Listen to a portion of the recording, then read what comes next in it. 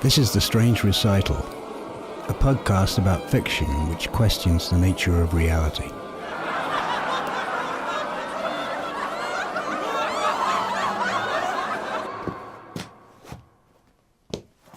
Harold Forsyth was very tired. If Officer Joe Marchetti hadn't held him firmly by the right elbow as he shuffled down the corridor, he might not have walked at all. It was now 3 a.m. at the 72nd Precinct, and the dry, burning lights made dozing an exercise in half-conscious head bobbing. When they arrived at the holding cell, Harold looked through the white bars at the man sitting on one of the stainless steel benches against the back wall. Officer Joe remained bright. You have a weekend guest, Tad. I'm sure you'll get along fine. He reached behind Harold and began to unlock the two tight handcuffs. How are your wrists, Harry? A tussle like that always makes it more painful. It's Harold. I'm okay, thank you. Officer Joe slid the door closed. Sure thing, Harry. I'll be back for you when the paperwork's done. Earlier, Harold had resisted when he realized he was going to be cuffed a second time at his arraignment in central booking. When his verbal protests went unheeded, he'd found himself in a gentleman's scuffle. Following a Newtonian law of incarceration, the court officer clamped the cuffs on him with a force equal to his show of resistance. Later, at the precinct, Officer Joe had placed the Tom Ford cufflink from Harold's now torn Brooks Brothers shirt into a plastic bag for safekeeping. Harold was charged with aggravated DWI and aggravated vehicular assault. Early on Friday, he'd given his chauffeur the day off. He knew it was going to be a late night at the Manhattan Yacht Club, where an investor friend was being honoured. He kept the Bentley in a Chelsea garage next to his Manhattan pied-à-terre and drove to the yacht club himself. It was an especially boozy party that was summed up with Louis XIII cognac for a nightcap. After crossing the Brooklyn Bridge, he began to nod off, but then turned up the radio to keep himself awake after almost missing the turn onto Atlantic Avenue. While he was driving south on Court Street, a mere 2 blocks from his brownstone in Cobble Hill, he dozed off again. A young couple was crossing the street at the corner of Warren, and he went straight through the red light, running them down. He was awakened by the loud thump on his windshield, and he forced a screeching stop while swiping 2 parked cars. Both of the young pedestrians were now in critical condition. A nearby sanitation worker had called 911. Harold, in near panic, called his attorney and woke him up. But at arraignment, a decision for bail was put off until the status of the victims could be determined. Tad had been arrested for drunk driving. His planned drop-in to the after-work party at the Sycamore next to Brooklyn College was supposed to be a short courtesy stop before driving out to Long Island for a weekend wedding. 2 hours later, he left the Sycamore and got into a fender bender with a yellow cab, and then failed a sobriety test, blowing an 09, just over the legal limit. Normally, he wouldn't be driving a car, but had borrowed one from a fellow professor so he could be present to see his niece walk down the aisle out in Farmingdale. As the door slammed shut, Tadeusz Tucholsky looked up and took measure of his happenstance roommate. He was sitting on one of the 2 steel benches, and instinctively glanced over at the other one, hoping Harold would simply take a seat there without any fuss. Harold was thirsty, and his early-stage hangover was beginning its familiar throbbing surge. He walked to the far end of the second bench, leaned over and, using his right hand, steadied himself to a soft landing. Then he slumped forward, elbows on knees, face in hands, and let out a sigh. The men sat silently for several minutes. Tad was the first to speak. "Harold, right?" "Yes." "What got you here?" Harold was agitated and didn't feel like talking to some loser sitting in the 72nd Precinct in the wee hours of a Saturday morning. He wanted to tell this odd-looking nobody that it was none of his business, but then decided he might as well talk. What else was he going to do? "Drunk driving, and I hit some people." "You got in a fight?" "Yes. Well, no. I hit them with my car." Tad thought for a moment. "Oh, that's serious." "No shit, arsehole," said Harold. Tad had expected to be released by now, but since there'd been an accident and the court was backed up, all was delayed. Now he was feeling anxious as he sat across from this irascible drunk in Italian dress shoes. They sat for 5 minutes in silence, listening to the buzz of the overhead fluorescent light fixture. Harold, in tacit apology mode, started things up again. "So what do you do?" Tad was matter-of-fact and monotone. "I'm a teacher." Harold sat up a little straighter. "My father was a teacher. Where do you teach?" "I'm a professor at Brooklyn College."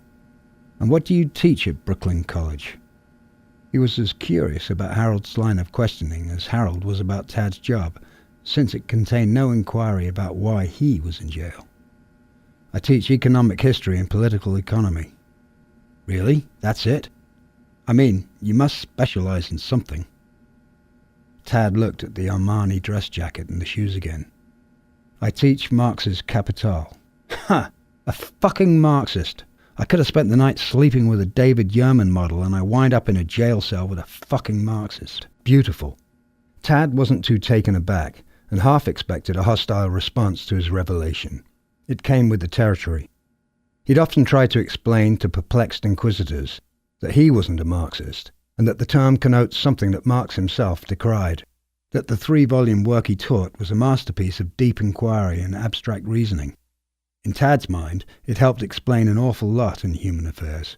He realized most people didn't buy it, and thought his average with obtaining understanding from people in these situations was about 50-50. "I teach the book.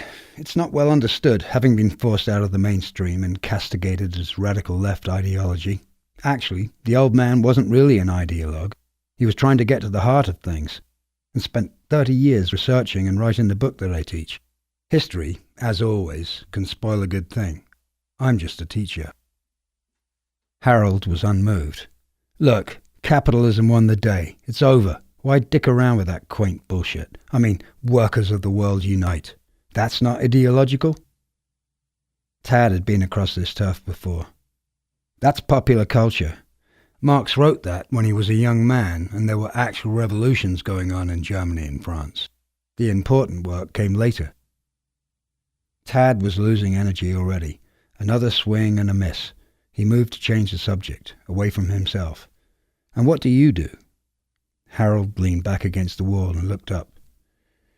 30 years ago, I started a private equity firm, Bluestone Partners.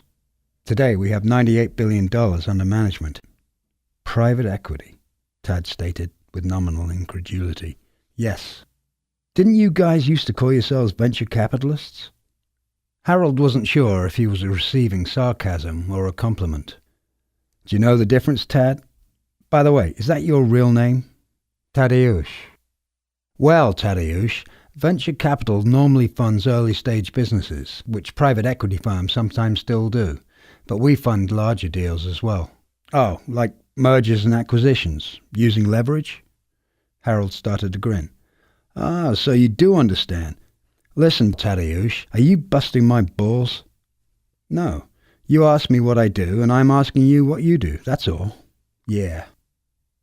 Harold took a deep breath and began to think about how the hell he was going to get out of this one. The arraignment hadn't gone well, and the judge was rigid. His attorney had proved useless. The men continued to sit beneath the buzz of the overhead light ballast in silence. Time moved slowly, and each of them became deeply immersed in their own thoughts, forgetting the other one was there. Tad contemplated how he could have been so careless, and wondered if and how he'd get to the wedding. Harold was less circumspect, asking himself just how the fuck he was going to get out of this one. He hadn't called his wife yet, and he knew she'd be wondering what he was up to. Suddenly a new sound broke the silence. The security door at the end of the hallway was unlatching. The triple clunk roll of the steel lock assembly sounded closer this time. Then, after a 3-second pause of silence, the heavy door slammed shut, delivering an echo that sounded far away. Soft, rubber-soled steps could be heard coming down the hallway. Both men stared out through the cell door. It was Officer Joe. "Well, Harry, we got a call from the trauma center over at NYU Lutheran.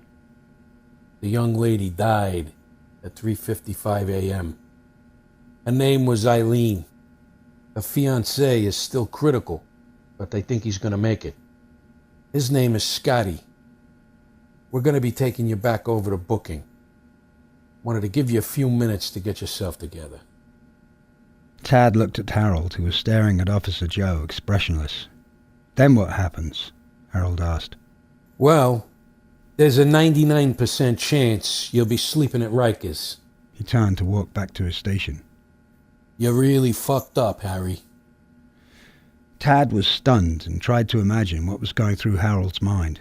He wondered what the actual difference was between the two of them. Sure, he was a left intellectual teaching Marx and working on a salary, and Harold Forsyth was a billionaire, a member of New York's senior oligarchy. They were different, but right now they were the same. He knew he could have run someone down too. Was this all about luck? Harold, pacing around the cell while Tad watched him, said, "What? I was just wondering about the girl's family, her parents, siblings, I don't know." "You think I don't care?" "No, I'm sure you care. That's just what I was thinking about. All the money in the fucking world isn't going to fix this. My life is over." "It could have been me, Harold. Mine was a fender bender, but..." Harold was a problem solver, and over the years his self-assurance had developed to a point of mystique. He was viewed by many in the finance world through a magical lens. Now, a decision he'd made resulted in catastrophe, and he was unable to fathom its consequences. He struggled to reckon the meaning of what he'd wrought, but it eluded him like a jackrabbit hearing a predator approaching. The door was opening at the end of the hallway. Harold stopped pacing and looked at Tad. He stared closely at the face of the man living on a professor's salary from a city college. Tad's eyes were showing Harold what he'd look like to a sympathetic world, but he knew the real world wouldn't be sympathetic at all. He realized he was preparing himself for a life of judgment while being held hostage by Tad's empathy. Now it was off to a second arraignment for vehicular manslaughter. He'd been drunk. Would it be murder? Officer Joe made his way down the hallway and was unlocking the cell door. "Time to go, Harry." Tad and Harold were on their feet. Tad reached out first and they shook hands for several seconds. "Good luck, Harold. Is there anything I can do for you when I get out of here?" "I don't think so. Good luck to you." "One more time, Harry," said Joe Marchetti as he held up the cuffs. Harold silently turned round and complied. Tad listened as the carbon steel ratchet teeth were engaged around Harold's wrists. Joe gently spun Harold around for the exit march and the inmates nodded farewells to each other. Tad leaned against the bars and watched the men walk slowly away until they passed through the iron door. He began to imagine what it would be like for Harold, standing before a judge, charged with killing an innocent human being and critically injuring another, having his rights stripped away in an instant, and then being transported to a notorious prison. Entering that prison under the watchful eyes of blue uniformed officers and of prisoners in jumpsuits with a billionaire in their midst. Inmates would whistle from their cells, and one might welcome him with, "Hello, sweet pea." He'd feel afraid, unprotected, and his billions would be useless. Tad decided to lie down on the bench and fell asleep. The slamming door awakened him. He knew the cadence of the footsteps. Officer Joe was back. "You're going home, Tad. I've got your belongings at the front desk." Tad arose, allowed himself a yawning stretch, and walked out of the cell. No handcuffs. They passed through the jail door and out to the front office. Tad could see the lobby entrance through the protective glass. Daylight burst through the front door. He gathered his wallet, watch and cell phone and was handed a form to sign. Joe Marchetti gave him his court summons. "You'll need to appear in court. The address and the date are right here. Your car is at the impound. Here's the paperwork for where you can pick it up and pay the towing and storage fees. You have any questions?" Tad could not escape the vibrating dissonance of strings that fate held over him and Harold Forsyth. He knew his only likely encounter with Harold would come through a newspaper. What will become of Harry? Aside from aggravated DWI, reckless endangerment, and vehicular assault, he's being charged with 1 count of vehicular manslaughter in the 1st degree. He's lucky it's not murder. The judge refused to offer bail. He's going to do time. Tad walked through the precinct's front door and onto 4th Avenue. He glanced at the address of the impound location and started toward Greenwood Cemetery to hail a cab. But once there, he kept walking, taking in the morning light to wake himself up. From Greenwood's perimeter, headstones were clearly visible, with their individual names, birth and death dates, and family relations, all there for anyone interested enough to notice. Older plots appeared to contain whole families as if they enclosed finished stories, while others suggested a state of waiting, ready to complete a tale for generations to come. How were the storylines drawn? Tad sensed a dialectical force between the living and the dead. What had seemed final before now appeared to be ongoing, determined by an equalizer that had eluded him. A mother had passed at age 82, her husband at 78, but their daughter had died at the age of 23. What were those circumstances? This was how Eileen would appear, perhaps in this very cemetery. Tad thought of picking up a newspaper to see if the story was published yet.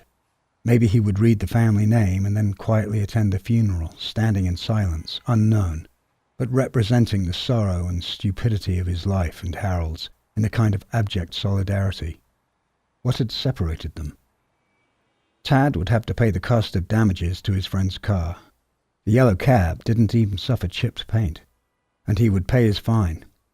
Maybe he'd have a restricted license.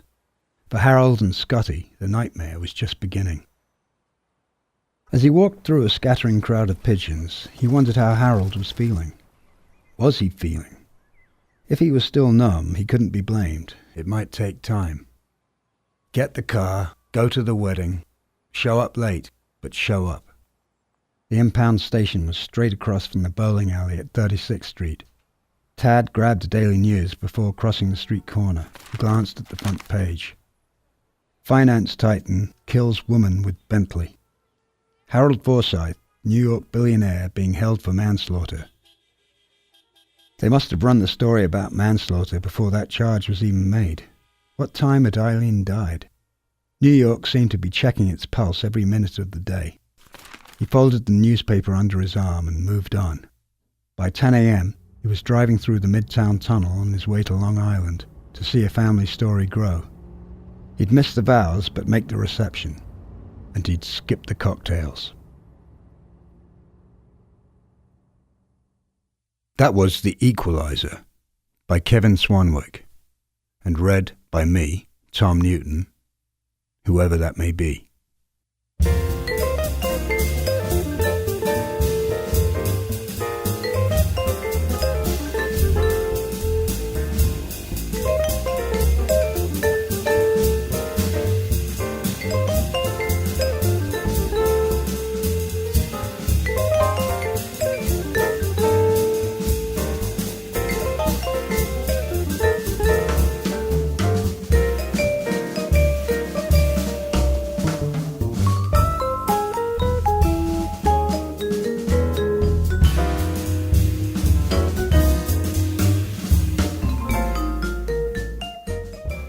I don't know why, but I have a suspicion that this episode's author, Kevin Swanwick, may have twisted some of the facts in relating the story of Harold and Tad.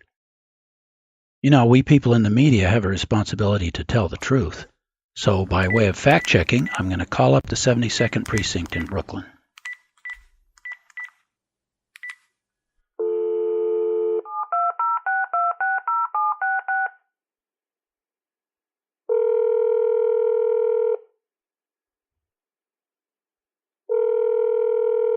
'72nd, hold. Friendly. Yes? Officer Joe Marchetti, please. Marchetti. Officer, this is Brent Robinson at The Strange Recital. I need to check on The what? The Strange Recital. It's a podcast. Strange what? Recital. You know, like a performance. No, I don't know. Perform what? It's a podcast about fiction that questions... Are you aware you're talking to the police? I need to ask about a story that was featured... Get to the point. What's your question? Harold Forsyth and Tad Tukolsky Don't know 'em. They were both in your jail for drunk driving, but I was wondering Not if... a chance, pal. We don't reveal details about inmates. You nuts? Okay, I appreciate that... Anything else? What happened to Mr. If not, have a good day. Well, so much for getting the truth.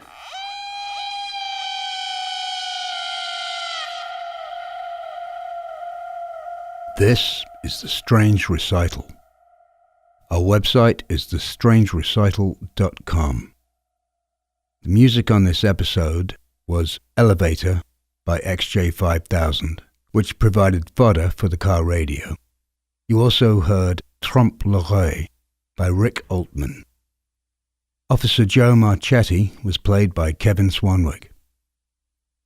And I think Kevin may have missed his vocation. He's a natural-born police officer. This is episode 17112.